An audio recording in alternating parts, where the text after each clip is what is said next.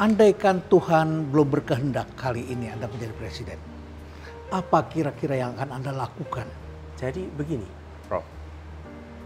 Saya menerima panggilan tugas dan saya selalu menyatakan ya bersedia.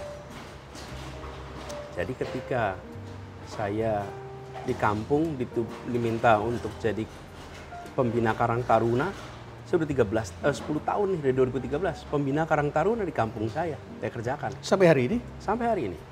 Ini mau 17-an, saya yang tanda tangan itu untuk persiapan. Di Jogja berarti ya? Enggak, di sini. Oh di sini? Di Oh di sini, baik ya. Yang kedua, ketika saya dipanggil tugas Pak Jokowi, Pak Anies, ini kan proses bernegara Iya. untuk menjadi juru bicara. Saya katakan siap.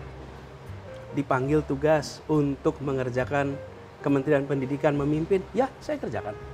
Dan ketika saya belum itu semua, sebagaimana membuat Indonesia lebih baik, ya saya bikin kegiatan Indonesia Mengajar.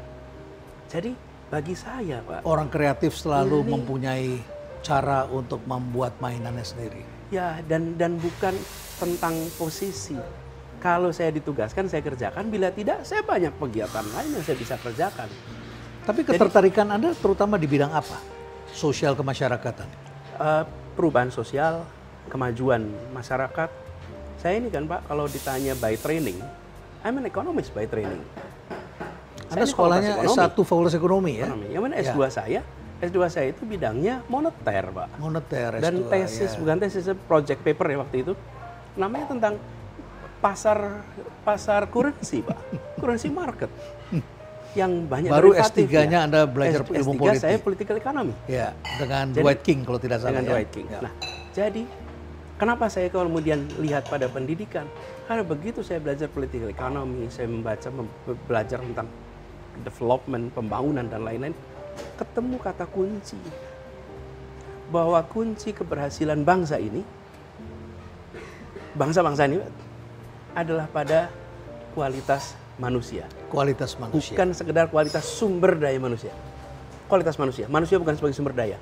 Manusia yang berkembang. Bukan dilihat sebagai resources, bukan dilihat sebagai angka. Tapi mereka sebagai, yaitu aset terbesar kita. Jadi saya lihat fenomena Asia Timur itu kan fenomena tentang kualitas manusia. Iya. Dan itulah yang mengangkat satu bangsa. Banyak Pak bangsa yang kayanya luar biasa. Tapi nggak jadi contoh tuh Pak. Nggak jadi contoh. Hanya kenapa? mengandalkan sumber daya yang dihabiskan. Karena mereka kaya karena alam. Ya alam. Tapi ya. mereka yang maju karena kekuatan manusia. Nah dari situlah kemudian kenapa saya melihat pendidikan menjadi penting. Jadi kembali kepada sana Pak. Mungkin Prof. Renald pernah dengar nama Stanislavski. Ya. Seorang dramawan Rusia. Dramawan Rusia ini pernah mengatakan begini. Kan ini teater ya. Orang dramawan dia. Bahwa yang penting bagi saya, kekuatan itu bukan pada peran, tapi pada aktornya. Pada manusianya. Pada manusianya. Jadi ada orang yang ketika dia memerankan sebagai raja, sebagai panglima, sebagai pembesar dalam teater itu, dia mempesona. Oke? Tapi ketika orang yang sama suruh main menjadi hamba sahaya, bisa lain lagi ceritanya. Dia jadi nggak menarik lagi. Nggak menarik. Ya. Tapi ada orang, Mbak, yang dia disuruh jadi hamba sahaya, bagus sekali. Dia suruh jadi pembesar, bagus sekali. Kekuatan dia pada orangnya, bukan pada perannya. Dan kita sering juga dengar orang yang ketika pegang jabatan, wih luar biasa. Tapi ketika dia sebagai pribadi, he's nobody. Itu sebabnya saya sering bilang pada teman-teman kalau saya pelantikan nih Pak di Jakarta, Anda saya lantik menjadi pejabat. Oke? Dengan pejabat itu Anda punya tanda tangan yang semua orang dengarkan.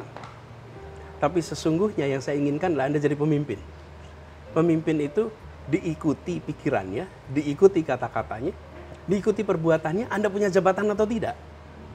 Jadi hari ini saya lantik jadi pejabat, tapi saya minta ini surat pelantikan tuh simpan aja di laci. Saya minta Anda jadi pemimpin, di mana orang akan menghormati Anda, mengikuti Anda karena you are a leader. Jadi poin saya tadi Pak ketika pertanyaan, bagaimana ke depan? Fokus pada mengerjakan yang baik dan benar. Baik. Biarkan nanti sejarah yang akan membuktikan.